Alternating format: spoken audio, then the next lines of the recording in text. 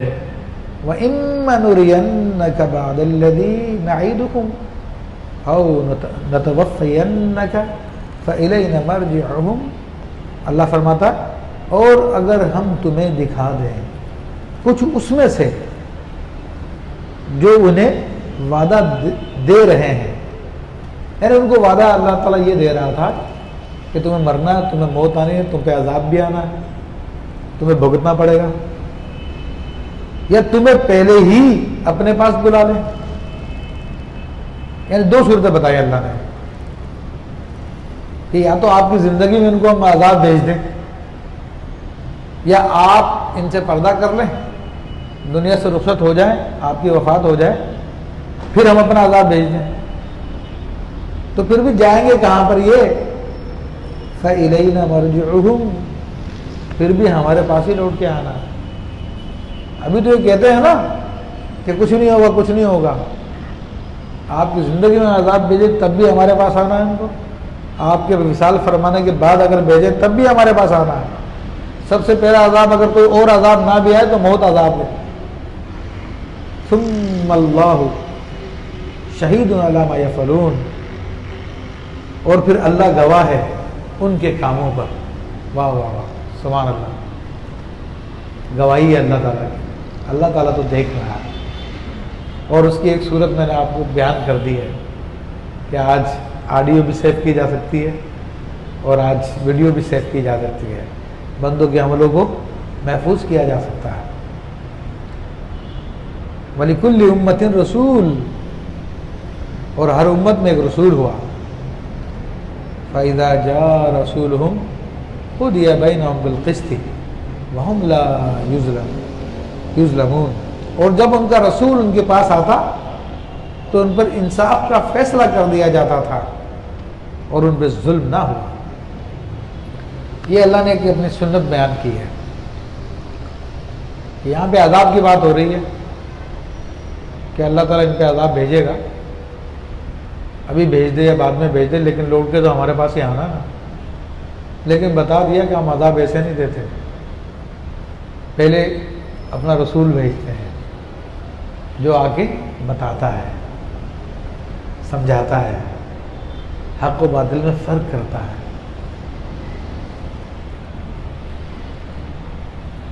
لوگوں کے سامنے پوری حقیقت بیان کر دیتا ہے۔ کیونکہ ہماری امت میں تو اللہ کے آخری رسول محمد رسول اللہ صلی اللہ علیہ وآلہ وسلم تھے، تو جنہوں نے پردہ فرمایا وہ ہم میں موجود ہے۔ آج ظاہری طور پہ نہیں ہے، مگر ان کی امت کے علماء ان کی نیابت میں یہ فریضہ انجام دے رہے ہیں، لوگوں کو صحیح اور غلط کی تمیز کروا رہے ہیں، لوگوں کو جھوٹ اور سچ کا فرق بتا رہے ہیں، لوگوں کو حق و باطل کی پہچان کرا رہے ہیں۔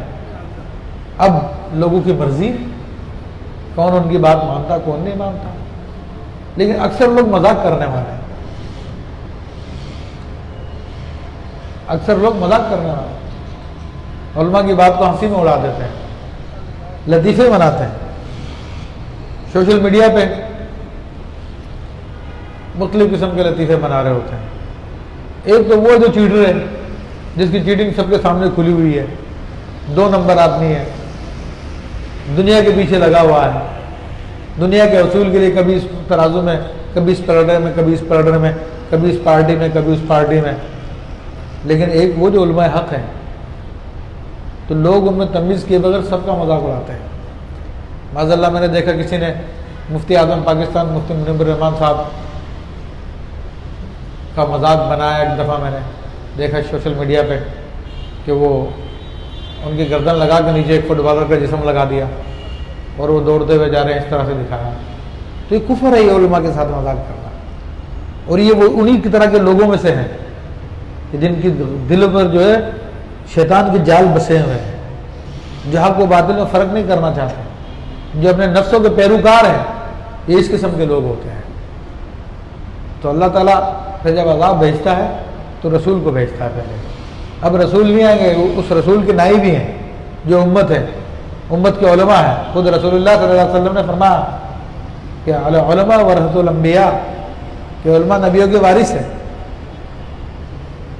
اور جب رسول آ جائے اور لوگوں کو سمجھا دیں پھر بھی لوگ نہ مانیں تو پھر کیا ہوتا ہے؟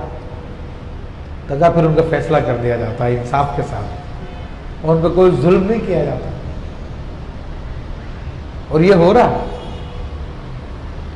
اگر ہم اپنے حالات میں غور کریں، ہم سب کچھ دیکھیں، تو اس دنیا کی زندگی میں اگرچہ ظاہری طور پہ کوئی حامی بڑی نہیں آئی جس سے پوری قوم مر گئی ہو، کوئی بڑا سیلاب نہیں آیا کہ جس سے پورا شہر برباد ہو گیا ہو، لیکن ہم دیکھ رہے ہیں کہ علماء نے حق بات کو بیان کیا، عصبیت اور لسانیت سے منع کیا، غلط کاموں سے منع کیا، قتل و غارت گری سے منع کیا.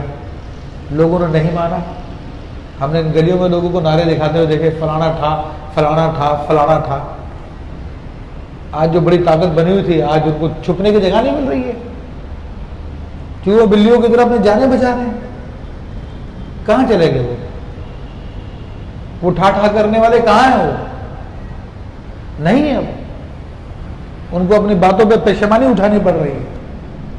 تو یہ اللہ کے عذاب کی ایک صورت ہوتی ہے کہ جو کل کو فرعون بنے ہوئے تھے، جن کے بارے میں گفتگو کرنا ہی بہت بڑا جرم تھا، اللہ نے دکھا دیا کہ دیکھو ہمارے نبی کے نمائندوں نے تم کو بتایا تھا کہ یہ غلط ہے، یہ صحیح ہے، نہیں مانا تم نے، آج انجام تمہیں بھگتنا پڑ رہا ہے.